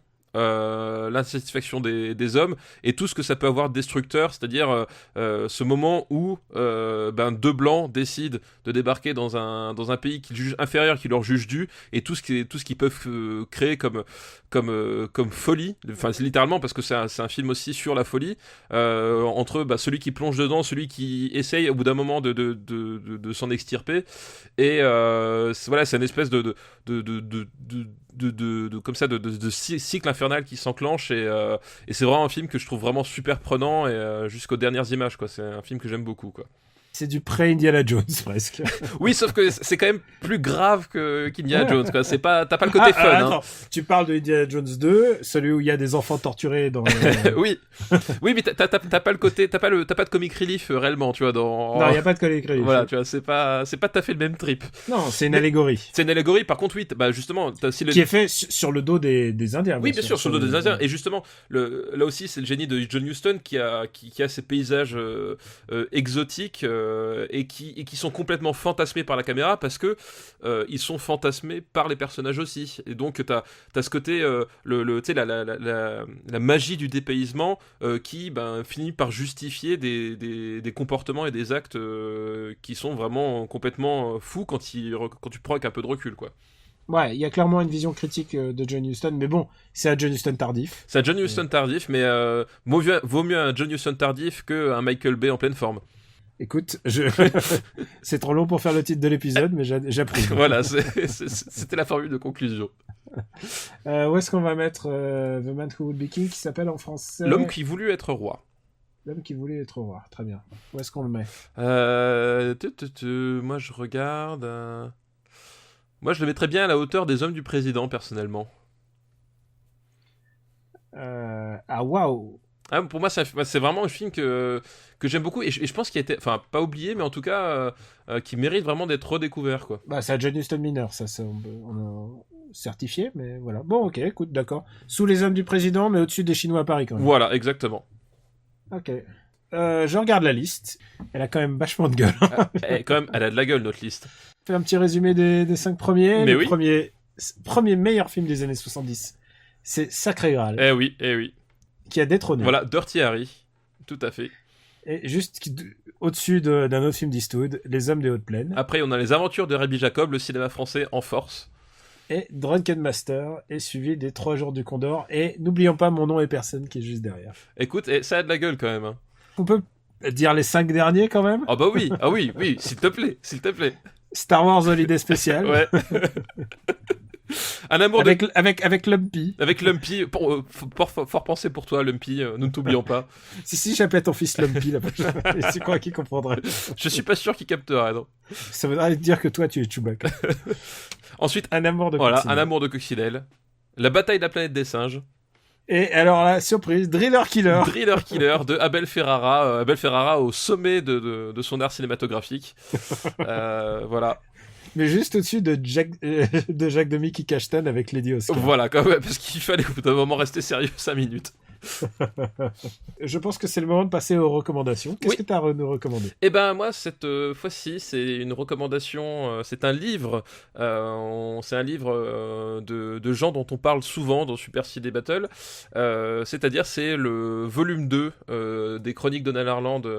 Ah bah oui, on en parlait tout à l'heure. Voilà, que livre qu'on m'a gentiment offert. Je remercie d'ailleurs donc au passage les gens qui m'ont offert, ils se reconnaîtront, n'est-ce pas? Voilà, bah c'est. Ça veut dire qu'ils ont ton adresse. Ça veut dire qu'il faut plus dire du mal du film qu'ils aiment bien. Exactement. C'est ça. Ils ont moyen de pression maintenant.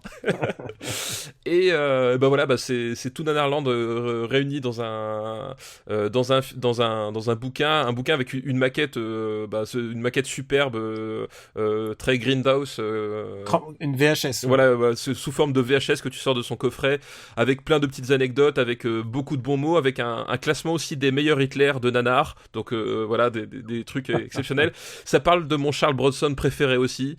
Ça parle de mon Chuck Norris préféré aussi. Voilà, ça parle de Cyborg dont on parlait dans les années 80. Voilà, ça parle de plein de films qu'on aime d'une certaine façon, un peu comme nos enfants attardés qu'on aurait laissé tomber sur l'autoroute à 140 km/h. Donc voilà, J'ai pas d'enfant, mais je peux que plus soyez.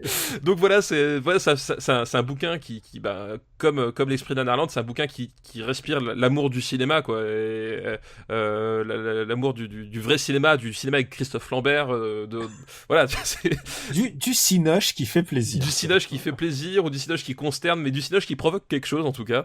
Ouais. Et voilà, et forcément c'est un truc, je pense que les auditeurs ont compris, c'est un truc qui nous parle à nous, les gens qui parlent de cinoche avec leur cœur, et donc voilà, je conseille ce bouquin.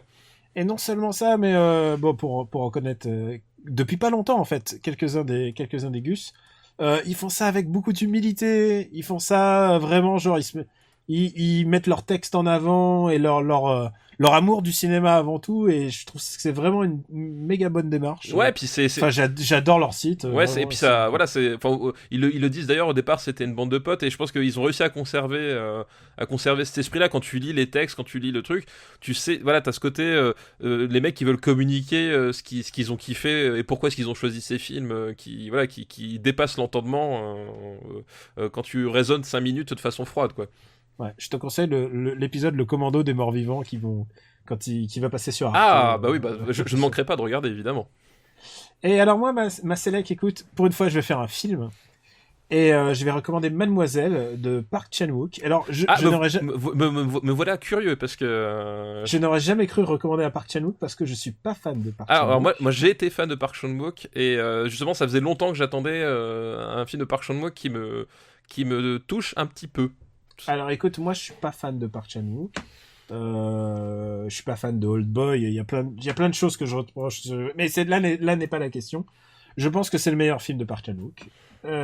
Et c'est une histoire assez simple, puisque c'est une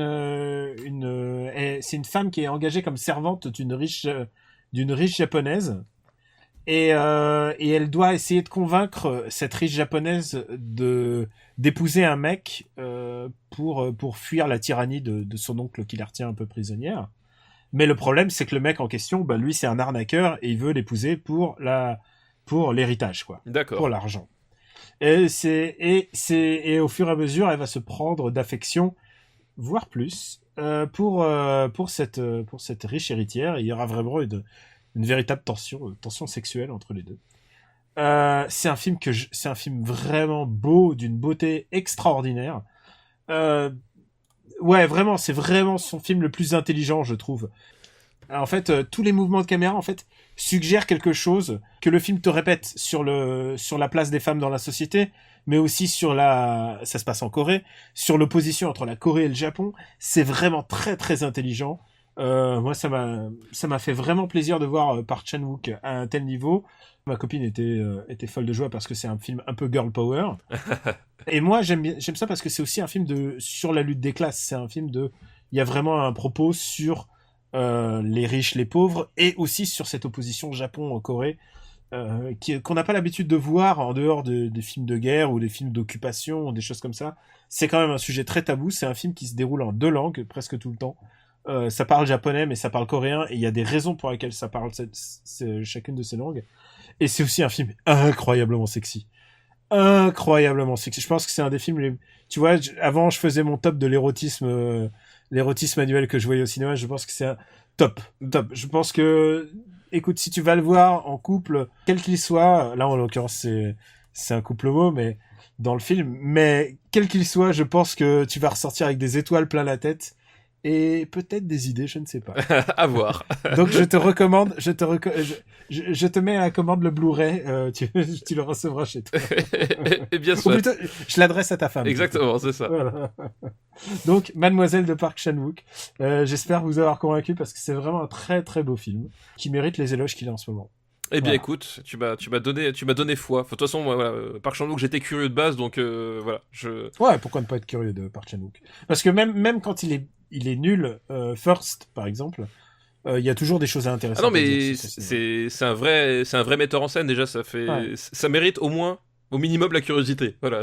Bah oui, c'est clair. Mais voilà, du coup, écoute, je m'empresserai d'aller voir dès que je peux. Oui, va le voir en VO dans ton bled. Oui, c'est ça. C'est-à-dire en savoyard, c'est ça, c'est le seul VO qui est disponible chez moi. Bon écoutez, on s'arrête là. C'était Super Ciné Battle épisode 16. On vous remercie encore une fois de nous suivre et aussi d'en parler autour de vous. Le bouche à oreille fonctionne. Je le vois à nos audiences cachées.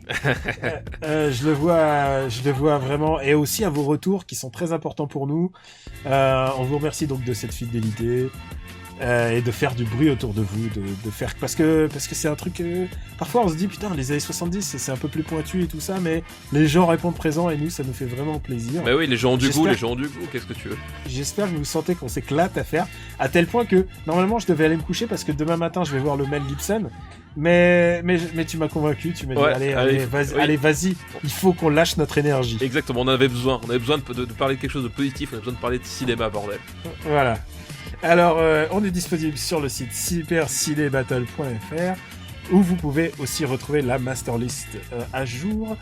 Vous pouvez nous retrouver sur YouTube et sur iTunes, où tous les épisodes maintenant sont disponibles grâce à la magie et aux doigts de fée de notre ami Quix d'After Eight. Tout à fait. Stéphane, dis-nous tout, où peut-on te retrouver? Eh bien écoute, comme d'habitude, au détour de Gamecult, chez Third Edition, sur Twitter, @gkpluginbaby, puis voilà, puis sur Sens Critique, plugin papa, sur Sens Critique, voilà, c'est pour ceux qui ont envie parfois d'idées de liste, comme ça a été le cas cette émission. Ouais, mais le faites pas tout le temps, hein. Là on l'a fait parce que c'était la bonne occasion et on avait besoin de s'éclater. Et moi alors, vous pouvez me retrouver sur Twitter, @KamiRobotics. Écoutez, je vais avoir pas mal d'articles qui vont vers la fin du mois. Je vous tiendrai au courant sur Twitter. Il y a pas de malaise. Peut-être je mettrai les liens s'ils sont publiés d'ici là sur le site internet. Enfin voilà, il y a pas de stress. Voilà. Sinon, Camille Robotics sur Twitter. Et aussi, faut pas l'oublier, on a aussi un Twitter officiel. Oui. Super Ciné Battle. Ouais, tout à fait. @Super Ciné Battle, et on adore vous répondre. Voilà. Voilà. N'hésitez pas. On vous remercie encore une fois de nous suivre et on vous dit à bientôt, à dans 2 semaines si tout va bien. Voilà, exactement. Merci à tous. Ciao. Ciao.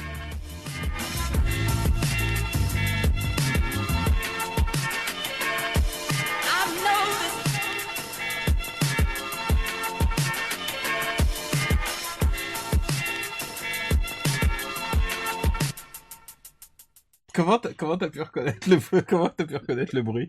Non mais c'est la fréquence, je pense qu'il a une fréquence complètement unique, Lumpy, dans sa voix. Il y a un truc, tu sais, qui m'a traumatisé, genre... Et voilà, et j'entends la première note, enfin note si on veut, et voilà, ça fait tilt dans mon petit cerveau. Mais tu sais, il y a un truc, je pense que faut se le garder pour le jour où on fait Super Star Wars Battle. Super Star Wars Battle, est-ce qu'un jour on va faire ça, Daniel? Je pense qu'il est inévitable, et surtout il y a un truc, parce que je trouve ça dommage... qu'on ait parlé de Holiday Special et qu'on n'ait pas parlé de la séquence de porno VR. Oui, c'est vrai. Puisque ça, c'est une réalité. Dans le monde Star Wars, il y a du porno Wookiee.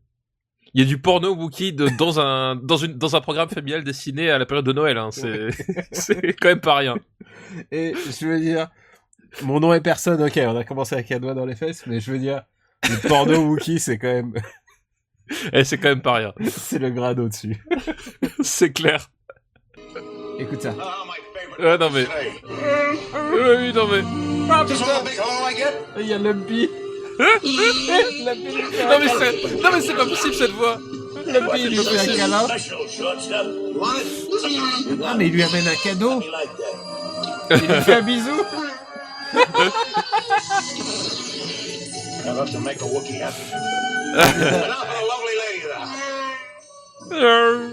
Ça implique aussi que Chewbacca il fait du sexe quoi. Oui c'est ça. Mais par où?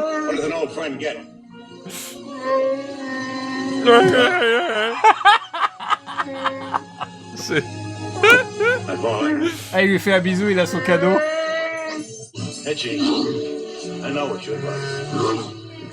Ah et il lui offre en cadeau le VR de cul. Mais oui, mais c'est se mettre à mon père. Mais on dirait une espèce de lessiveuse. I thought you might like this. One of those, it's a real, I don't know how to explain it. It's a, wow. C'est wow. C'est wow. Mais t'as reconnu un Wookiee qui fait du porno rien qu'au grognement, tu m'impressionnes quoi. Mais il y a des trucs qui te marquent dans une vie quand même. Hein.